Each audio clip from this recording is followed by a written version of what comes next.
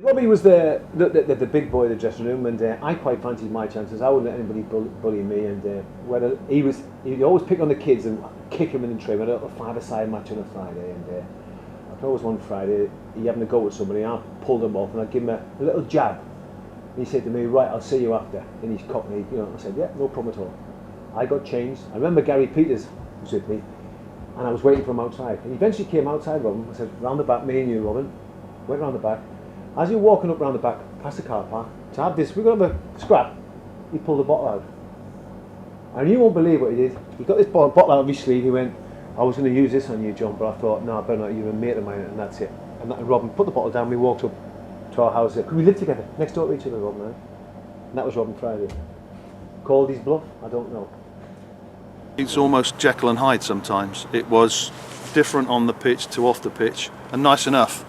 Until I suppose he got fed up with things, really. It was one of those, and I'm not trying to say anything against people like Gazza or something, they needed something to do. And Robin was no different than that. He was one of those that couldn't sit still for very long, needed to do something. Wasn't one of those who's going to read a book or anything like that, but wanted to do something. And I think that again made him different from other people. It was a totally different person, on and off the pitch. Yeah, Robin had threatened a number of times to go on the transfer list. He felt the club wasn't being ambitious enough, and we were hopeful that his appalling behaviour would keep him at the club for years to come. And I understand that lots of clubs came to watch him, were impressed, and then did the research on him and how he led his life outside of football, and decided that he wasn't for them. Sadly, Cardiff decided to take a risk on him, and I think people felt the heart was ripped out of that team the moment Robin was sold. We got a small, quiet, useful forward called Pat Earls, I think, in return, but it was absolutely chalk and cheese. And having had a good start the year after promotion, I think Robin was sold the night we played away at Oxford and we lost in a snowstorm, and we just plummeted pretty much through the rest of the season and ended up getting relegated. I have to say, when he left the club, things were never the same again. Still follow Reading, have done all these years, but it took a long time to get over him leaving, quite frankly. Everybody was choked, because a lot of people went to football just to see him. Provided he put on a show, they didn't care what the score was, and most people knew him anyway. So it was like sort of going, let's watch your brother play. One of the things that Robin did was he lit up Elm Park. Now, Elm Park could be a really boring place. I say to my shame that in 1971, before Robin came, things were so bad that two halves of the South Bank split up, and the game was so bad that we decided to fight each other. We were that bored. And it was that game that I actually got arrested and carted out of Elm Park and put into the police wagon. The only reason they let me off in the end was because I was joining the Air Force the following week, but I say that just to show how boring a place Elm Park was without Robin Friday. After signing for Cardiff City, Friday made a promising start to his career at Ninian Park. However, personal problems began to take their toll, and after only 25 games for the Bluebirds, he retired from the game, aged 25. Unbeknown to me, by then he was starting to dabble in different sorts of drugs that I was completely unaware of, and so his persona was altering, which wasn't as a result of the move or the changing of clubs. I think more of it was to do with him actually changing. In hindsight, I'd say that everything, obviously you can say this about lots of things, but would have been completely different without the involvement of any sort of drugs. I think he was getting pulled in different directions, which was still unbeknown to me at the time, but which would portray itself fairly soon after the move. These problems began to put a strain on Robin's marriage, and shortly after retiring, he and Lisa separated. When I left him, I got a job in the Playboy Club, and I was there for about 5 years, and one night he'd found out I was working there, because he wouldn't give me a divorce, and I don't know how he found out I was working there, but I can remember dealing on one of these tables one night, and I looked up and there was a really peculiar looking sort of tall, strange woman in a fur coat, and it wasn't at all, it was him in a wig and a woman's fur coat, and he'd found out where I was working, and he'd come to sort of see me, and I was absolutely, I kept glancing at this woman thinking, strange, well, you don't usually see women of that broad-shouldered, that sort of stature. And I looked at them and I thought, oh my God, I looked at the eyes and I realised it was him. And for a while I was a bit nervous, but I can remember saying to the security man when I finished work, oh, take me, get me a taxi, because I was scared. But I didn't see him again after that, but he would very occasionally sort of reinvent himself as something and find out where I was and appear, and during that time, and he still wouldn't give me a divorce. I managed to get a divorce in the end because my solicitor's clerk had read in the paper that Robin had been arrested and was appearing at Bow Street Magistrates for impersonating police officers at Piccadilly Station, where he would show a card which he'd drawn and made and pretend he was the drug squad and search all the people and confiscate all their drugs and just run off with them. But because of that, it made the Evening Standard, and so I obviously had a very astute solicitor's clerk who spotted it and went up and attended that hearing, and then was able to subpoena him with the divorce papers. So after 5 years, or 5.5 years, I did get the divorce.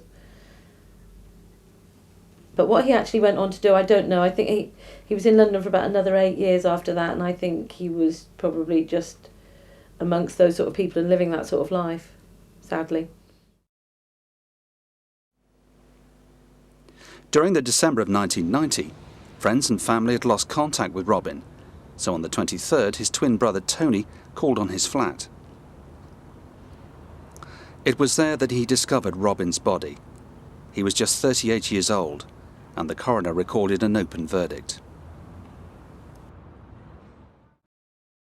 He died the day before Christmas Eve. He died on the 23rd of December, and Benjamin and Arabella and I were at my sister's house because it was Christmas, and my brother, who is actually a vicar, had taken the phone call at my mother's house about Robin having been discovered that day dead, and he came round to my sister's and told us.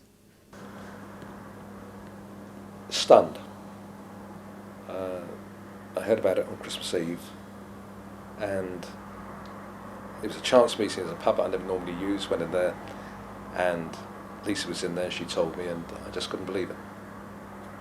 You know, just something that was totally unexpected, and with somebody like Robin, you expect him to live forever. You know, because they were sort of larger than life. Well, we couldn't believe it because although we hadn't seen him for a long time, we certainly didn't have any idea that his life had become such a life as it was. What he was doing was enough to endanger his own life. So we were totally devastated, but also totally shocked. And particularly on him being found dead in a flat on his own. It was all awful, really. Since his death 15 years ago, Elm Park, Reading FC's old ground, has made way for a housing estate. And the club now play at the multi-purpose Medeski Stadium, where they're about to embark on their first ever season of Premiership football. Robin Friday was a footballer whose professional career lasted just 3.5 seasons, the majority of which were spent in the 4th Division. How is it then that he's still so fondly remembered? Well, the supporters certainly remembered him with great affection because he was elected the Player of the Century in the year 2000, probably by many people who never saw him play but only heard stories of his extravagances both on and off the pitch. The final thing that Robin leaves behind, the biggest thing, is this 70s legend of and why it's just fascinating to me why we think that is important, why we love the idea of a long-haired, ill-disciplined 70s footballer who's as likely to kiss a policeman and smack an opponent, or vice versa, or do anything, toiling away in the 4th Division on 60 quid a week, with a scrappy kit and a clubhouse and court appearances, 2 or 3 a season, and different wives appearing here and there, and all kinds of stuff going on off the pitch. And that's it. That's who we collectively as Reading fans have chosen to be our hero, our emblem, the man that some people want to put up a statue to outside the stadium that he never saw in a town he never liked, but he's our man for all that. The football today is faster, and almost certainly the players are more athletic, and probably the skill has improved, but you don't get the characters, and he was just one hell of a character. You only had to be a fan of 14, 15, watched on the terraces like I was at the time, to know that he was a character without having any inkling as to what he was doing off the football pitch. He was just such a character on the pitch. And one other thing that obviously helps the legend process is the absence of the TV material, because TV can diminish people. If you saw that goal from 2 different angles on TVS or whatever it was and replayed it 10 times, it would have lost its magic. It would have been worn out. It would have gone along with 20 other goals of the season. So the fact that Robin existed just prior to the real TV era, I think has helped his legendary status quite a lot, because without the moving picture you can argue anything almost.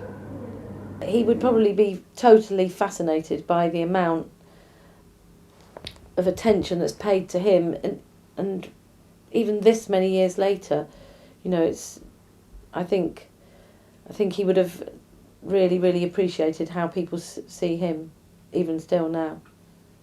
Definitely. But more, much more than this, I did it by